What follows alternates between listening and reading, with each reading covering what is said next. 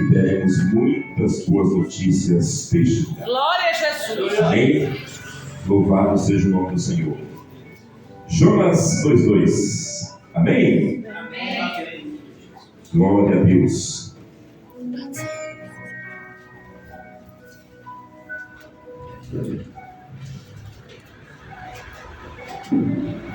E disse: na minha angústia clamei ao Senhor, e Ele me respondeu. Do ventre do inferno gritei, e tu ouviste a minha voz. Amém? Amém. Glória a Deus. Glória a Deus. Vamos todos sentados, vamos abrir essa salva de palmas para Jesus.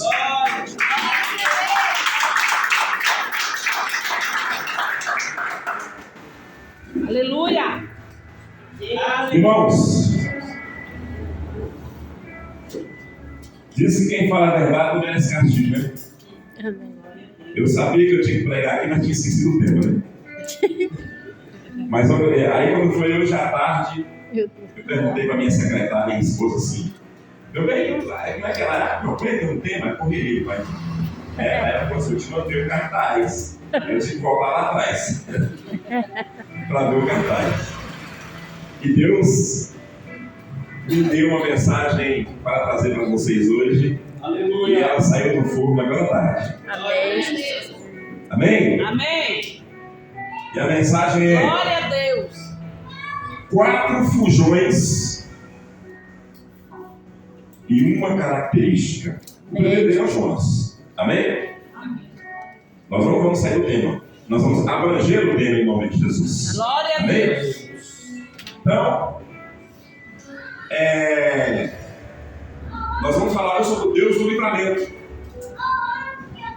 E é interessante que, na maioria das vezes, para Deus livrar alguém,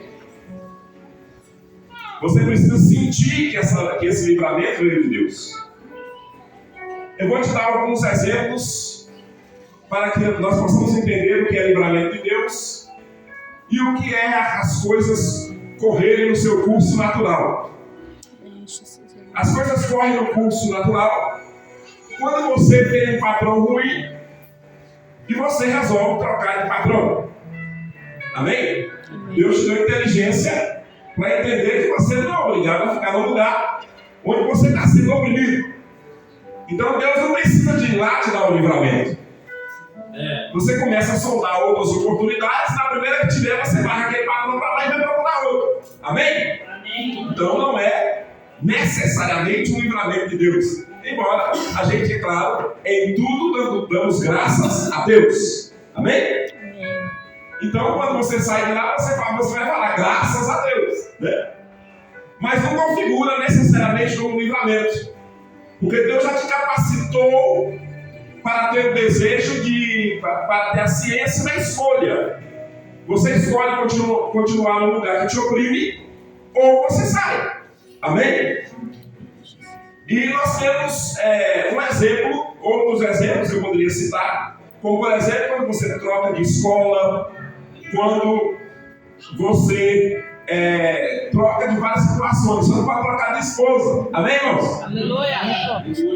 Porque o livramento é quando o casamento vai mal, vai péssimo, você não tem saída, de repente Deus arruma a solução e o casamento é renovado e as coisas começam a acontecer e é como se você tivesse casado de novo. Amém? Aí é o livramento. Agora eu quero te dizer uma coisa sobre os fujões. Eu vou falar sobre 4 fujões hoje. Jonas, o primeiro. Moisés, Jacó e Elias. Amém? Amém? E nós vamos falar sobre esses 4 fujões e uma característica. Porque os 4 têm em comum uma característica. Amém? Amém. Glória. Repito, saiu do forno agora há pouco essa mensagem. Eu sabia que ele ia Amém? 4 fujões e uma característica. Qual é a característica que esses 4 fujões têm em comum? Crise existencial. Amém? O que é crise existencial? Crise existencial é quando você chega no ponto da sua vida que você não sabe se prossegue ou se vai para trás, se vai para a direita ou se vai para a esquerda, se vai para cima ou se vai para baixo. A sua vida fica tão esquisita, tão estranha. As provas são tantas, as tentações são tantas, as preocupações são tantas, que você não sabe mais o que você faz. Se você desiste ou se você continua, se você vai, se você prossegue ou se você para, ou se você joga tudo pro alto, chuta o balde e desiste de tudo. Você fica sem saber o que você faz. É uma crise existencial. Aliás, você não consegue entender nem bem quem você é. E você até pergunta para Deus, para quem que o Senhor me chamou? Quem já fez essa pergunta para Deus aí? Aleluia, Deus. Para quem que o Senhor me chamou, meu Deus? Será que é isso mesmo? E esses 4 tiveram isso em comum. Vamos começar com Jonas. Se Deus chamou Jonas, é porque Jonas já tinha experiência. Deus não chama uma pessoa assim de qualquer jeito. Ou Deus chama porque tem escuta. Deus te chama ou porque você tem experiência, já foi experimentado, como é uma das exigências para ser obreiro, para ser pastor, experimentar, amém? Ou Deus te chama porque você é experimentado, ou porque Deus te chama porque você é experimentável. Aleluia, amém? Deus. Amém. Você se permite aprender. Você é uma pessoa que é sugestionável ao Espírito Santo, não ao diabo, não às vozes do mundo, mas você é sugestionável ao Espírito Santo. Ou seja, você é uma pessoa que tem capacidade de ouvir, entender e muitas vezes aceitar quando está errado, mudar de direção e ir para a direção certa. Então Deus chama pessoas assim. Aleluia, Deus. Deus te chama porque você já sabe. Porque você já passou pelo período de ser experimentado, porque ser experimentado não é a mesma coisa que ter experiência. Amém, irmãos? Aleluia. Ser experimentado é muito mais profundo do que ter experiência. Ser experimentado é ser provado, aleluia, é ser tentado e vencer as tentações, é ter passado. E aliás, muitas vezes, ser experimentado é ser tentado e até ter caído em tentação. Mas não ficou lá na tentação. Aleluia. Caiu, se levantou, se arrependeu e continuou andando para frente. Deus! Jonas era um homem, com certeza, que já tinha uma experiência em profetizar, em entregar o recado de Deus por onde ele passava antes, até aquele dia em que Deus falou com ele assim: agora você vai lá para Nínive. Agora você vai para Nínive, porque você precisa pregar para aquele povo rebelde, aquele povo esdrúxulo, aquele povo esquisito, e você vai pregar para eles, que eu quero salvar aquele povo, antes que eu os destrua, para que eu não os destrua. E aí o que acontece? Jonas, não, aquele povo merece. Meu Deus.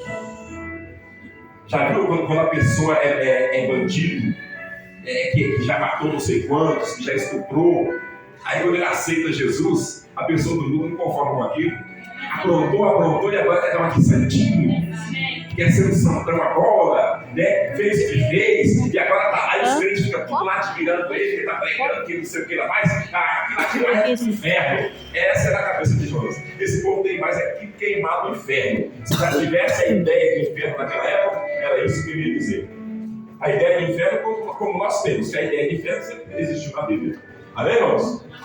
E aí, ele foi e falou assim: não. Pensou no coração dele: não, aquele povo é rebelde, aquele povo não merece, não. E outra coisa, não vai nem adiantar, não, aquele povo não merece. E aí o que ele faz? Ele entra numa crise existencial. Por quê? Ele começa a duvidar, né? A debater a vontade de Deus com a vontade dele, a vontade dele com a vontade de Deus. Ou seja, qual vontade eu devo fazer? A vontade de Deus ou a minha vontade? Quantos de vocês, quantos de nós já fizemos essa pergunta? E quantos de nós já estivemos numa situação parecida? Quando nós queríamos muito uma coisa, nós lutamos muito por uma coisa, e de repente, na hora que você está quase alcançando, Deus chega lá para você e fala assim: não é para você. Aleluia, Deus. Então Jonas estava com dúvida. Por quê? Porque ele começou a encher o coração dele de dúvida e ele entrou numa crise existencial porque ele já não sabia mais quem ele era. Ou seja, por que ele não sabia quem ele era? Porque um profeta de verdade, ele só faz uma coisa: ele obedece à voz do seu Senhor. A partir do momento que ele tem o título de profeta, mas desobedece à voz do seu Senhor, ele entrou numa crise existencial. Ou seja, ele já não sabe mais quem ele é. Eu já não sei mais quem eu sou. Já não sei mais para que eu vim. E como eu estou nessa dúvida, então eu vou fugir. Como se fosse possível fugir da presença de Deus. Glória a Deus. Pegou o navio para um lugar totalmente diferente, para Tarsis, de onde Deus queria que o levasse. Que ele fosse. E todos já conhecem a história que o mar fica revolto, o barco começa a balançar e aquelas pessoas começam a clamar cada um para o seu Deus e achando que aquilo era revolta dos deuses, até que alguém pergunta, ele assume, ele admite a culpa e fala: a culpa é minha, porque eu estou fugindo do meu Deus. Aleluia. Ele mandou ele para um lugar e eu estou para outro. Então me lancem ao mar para que vocês se salvem. Ele é lançado ao mar. De repente, o grande peixe, o agoganha, muitos de nós falamos baleia, até algumas bíblias novas também falam baleia, mas nas originais não fala que era uma baleia, fala que era um grande peixe, até porque a baleia tem a boca grande, mas a garganta da baleia é pequena, só passa pequenos peixes. Você pode observar, se você gosta de assistir Animal Planet, se você gosta de assistir esses canais, você vai descobrir lá que a garganta da baleia é fina, por isso que ela só engole aqueles pequenos peixes. Ela vê aqueles cardumes de pequenos peixes e ela sai engolindo aqueles peixes. Então, a garganta da baleia, de uma baleia normal, não passa uma pessoa. E por isso que a Bíblia fala que era um grande peixe. Ou seja, a única baleia que poderia ser, no caso, que a única espécie que tem uma passagem grande aqui, é a tal da cachalote, que é considerada a maior baleia que existe hoje nos mares. Amém? Amém. Mas, continuando o texto, ele parou lá dentro, e lá dentro ele clamou ao Senhor. Lá dentro caiu a ficha. Lá dentro, irmão, a crise existencial foi forte, foi lá dentro dele. E agora? E agora? Aleluia, O que Deus. eu faço? Para onde eu vou? O que vai acontecer comigo agora? Irmãos, no meio de uma grande crise existencial, eu quero dizer para você: só tem um que pode convencer quem você é e voltar você a si, voltar você a ter juízo nessa sua cabeça. Aleluia, É Jesus de Nazaré. Deus. É o Senhor Deus dos deuses, Senhor dos senhores. Na hora que a crise vem, na hora que a confusão vem na nossa cabeça, que a gente não sabe para que lado ir, só tem um que pode mostrar a direção, e esse é Jesus. Glória a Deus. E na hora que ele orou, ele não tinha condições de voltar à terra firme. Porque se a baleia ou o grande peixe o vomitasse dentro do mar, ele morreria. Em alto mar ele morreria afogado. Mas Deus, em sua infinita sabedoria, fez com que o grande peixe o vomitasse na praia. Aleluia, Deus. E ele ainda ficou meio questionando ali, pensativo. Deus fez uma analogia com ele sobre o que Deus podia fazer, que Deus podia fazer uma planta crescer, podia fazer uma planta morrer. E ele começou então a entender que não tem como fugir de Deus, Aleluia, nem como Jesus. fugir do seu Verdade, chamado. O Deus. seu chamado é por Deus. Se você foi chamado por Deus, eu quero dizer para você, você pode até passar por umas crises aí, mas vai chegar um momento em que você vai cair em si e vai voltar lá na linha. Deus já escreveu para você. Glória a Deus. Deus já traçou para você. Esse foi um. O outro fujão foi Moisés. Aleluia, Jesus. Moisés está no Egito, ainda vivendo como egípcio. Acontece a situação, ele mata alguém e ele foge. Foi parar nas terras de Jetro, onde conheceu sua esposa e se casou. Escuta, o lugar de resolver a crise existencial de Jonas, voltando a Jonas, foi no ventre do grande peixe. Aleluia, Foi na sua Deus. maior prova. O lugar de Moisés resolver a crise existencial dele foi no Monte Sinai. Quando Moisés chega no monte, quando Moisés vê aquela sarça que queimava, que ardia em chamas, mas não se consumia, quando ele vê aquela situação, Deus diz para ele: olha, tira a sandália dos seus pés, porque o lugar em que você pisa é santo. E aí Deus começa a dar tarefas para ele, dizendo para ele que ele seria o enviado de Deus para libertar o povo da escravidão do Egito. E aí quando Moisés começa a pensar, ele começa a questionar. Se você for ler o texto, você vai ver que Moisés recusou 5 vezes. 5 vezes. Até que na última vez a ira de Deus se acendeu e acreditam alguns que Deus ia matar Moisés naquela hora. Eu sou o que sou. Irmãos, eu sou o que sou. Aleluia, Deus. Uma coisa para você e para mim, a melhor coisa a fazer é obedecer. Irmão, você pode ter planejado uma coisa para a tua vida, porque Moisés já tinha planejado.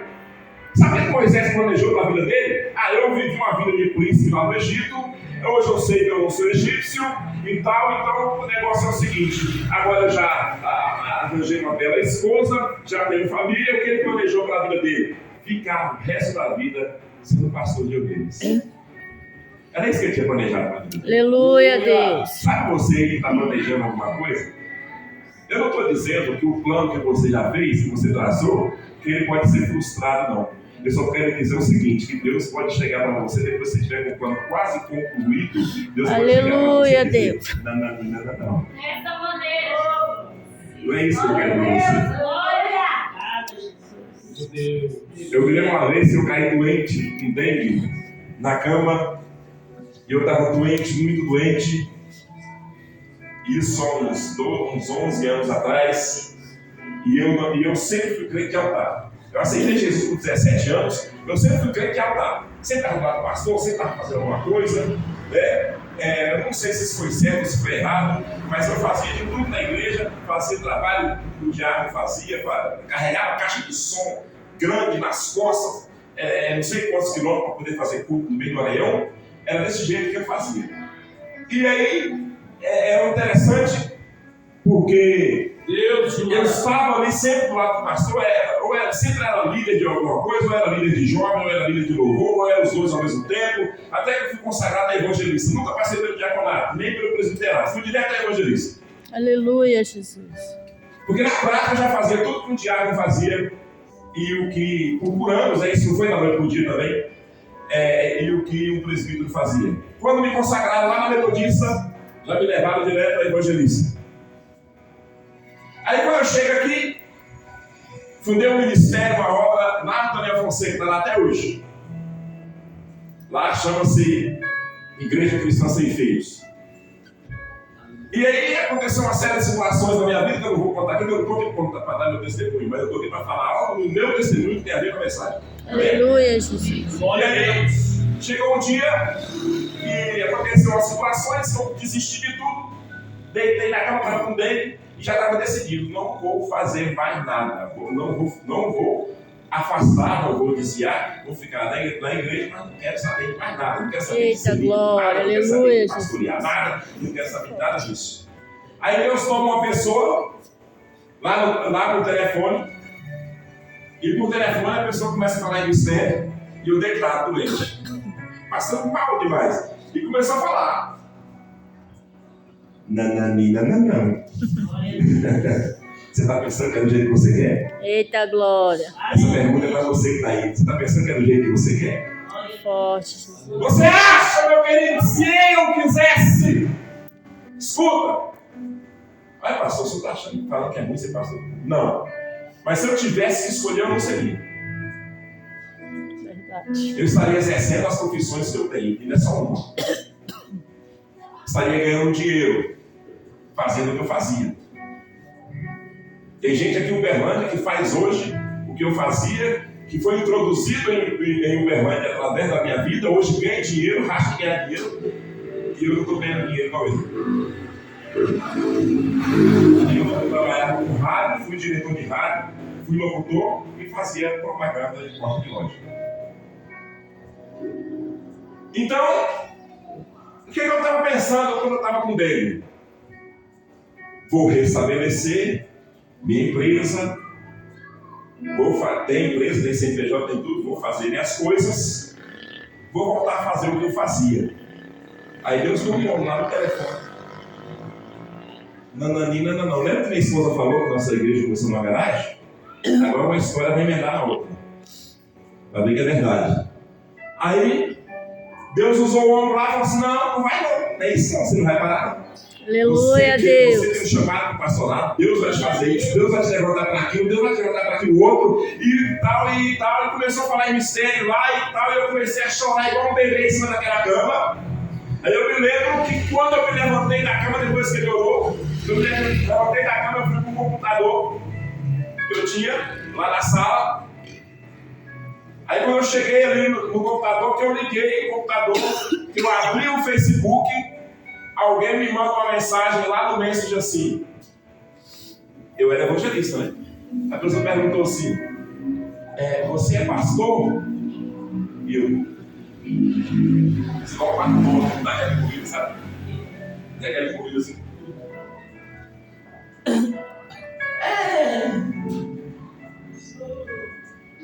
Aí não, eu falei: não, eu sou evangelista. Aí o pessoal me conhecia como pastor já, né?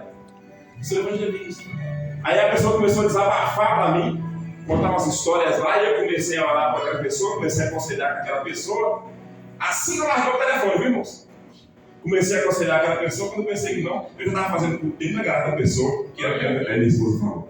Aleluia, Deus. Irmão, não adianta. Se Deus tem um projeto na tua vida, se Deus te chamou para algo, você pode fazer como Jonas, você pode tentar fugir, você pode fazer como Moisés, você pode tentar fugir daquilo que Deus te chamou, mas não tem jeito. Vai se cumprir, Deus. porque a voz de Deus, ela, a palavra de Deus, ela não volta para você. Ela não volta para você. É claro, às vezes você perguntar, mas eu conheço muitos ex-pastores. Eu vou dizer para você porque que existem muitos ex-pastores. Vou dizer para você, porque existe uma diferença entre ser chamado e se chamar. Eita glória! Tem muitos que desistiram porque se chamaram, se intitularam, se acharam que era e não era. E de repente, no meio do caminho, não deram conta e acabaram desistindo. Então Moisés estava lá dizendo: não, eu não posso porque eu sou gago, não, eu não posso porque eu não sei falar, não, eu não posso porque eles não vão acreditar em mim, não, eu não posso porque o que eu vou dizer para eles é quando eles perguntarem quem me enviou, não por causa disso. A ira de Deus se acendeu, rapaz, esse bicho nunca lá botou matéria aqui agora. Aleluia, Deus. E aí Deus fala com ele, ele resolve aceitar o chamado, e nós sabemos que fora Jesus foi o maior profeta que já foi na terra. E o outro, Jacó. Eu estou resumindo, irmão, tá vendo? Aleluia. É porque saiu hoje. Glória a Jesus. Eu conheço Spurgeon. Ele disse certa vez que o melhor sermão dele só se tornou o melhor sermão depois que ele pregou o mesmo sermão 62 vezes. Aleluia, Jesus. Ele saía viajando e pregava o mesmo sermão. Aí acabou se tornando o melhor sermão dele. Então é a primeira vez que eu estou pregando esse sermão. E futuramente alguém vai ver eu pregando o mesmo em outro lugar. Aleluia. Só que vai ser parado, amém, irmão? Aleluia. Aí vem Jacó. Jacó passa a perna no irmão e vaza. Vai embora. Mas Jacó, irmãos, a crise existencial de Jacó não aconteceu, não começou no Val de Jaboque. A crise existencial de Jacó começou no dia que ele fugiu. Verdade. E eu vou dizer por quê. Porque sempre tinha uma dúvida: será que aquela bênção valeu mesmo? Porque foi mentira. Porque não foi verdade. Não foi verdade. Sabe aquelas pessoas que são consagradas pelo escopo, como diz o ditado, né? De qualquer maneira. Aí a pessoa fica naquela dúvida o resto da vida. Será que valeu mesmo? Será que eu fui chamado mesmo? Será que é isso que Deus queria mesmo? Aí Jacó ficava naquela dúvida. Será que foi mesmo? Jacó tinha uma crise existencial que acompanhava ele a vida inteira. Porque ele, no fundo, ele sabia que aquela bênção do pai dele não valeu. Porque ele enganou o pai dele, porque foi mentira. Aleluia, Deus. E aí ele vive uma crise existencial durante toda a sua vida, encontra-se com seu tio e é enganado pelo seu tio, ou seja, pagou, recebeu na mesma moeda, porque foi enganado também. Amém? Todo mundo conhece a história, que ele queria casar com uma. Quem está vivo? Glória a Deus. Glória a Deus. Aleluia. E eu te pergunto uma coisa. Quando Jacó vai embora, aí Jacó ele sabe que lá no Val de Jabó, que aí antes de passar o Val de Jabó, a Bíblia conta que ele foi orar. Por que ele foi orar? Por que ele orou tanto? Ele orou porque ele estava com medo. Por que ele estava com medo? Ele estava vivendo uma crise existencial. Aleluia, Jesus. Agora eu preciso da bênção de verdade. Aleluia, Deus. Se Deus não me abençoar, eu não vou prosseguir. Eu nunca vou dormir. Eu imagino que Jacó não dormia quando ele lembrava que ele fez com o irmão dele.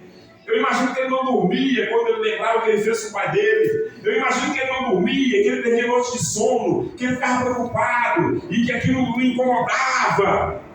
Irmãos, Deus de poder. glória a Deus quando algo que você faz de errado me incomoda. Ruim é quando não me incomoda. Verdade, E Jesus. quando não incomoda é porque a mente está cauterizada, Glória a Deus quando incomoda, irmãos. Incomoda, que algo de errado você fez, né? E tá te incomodando. Então é porque Deus já está mexendo com você. O Espírito Santo está te tocando.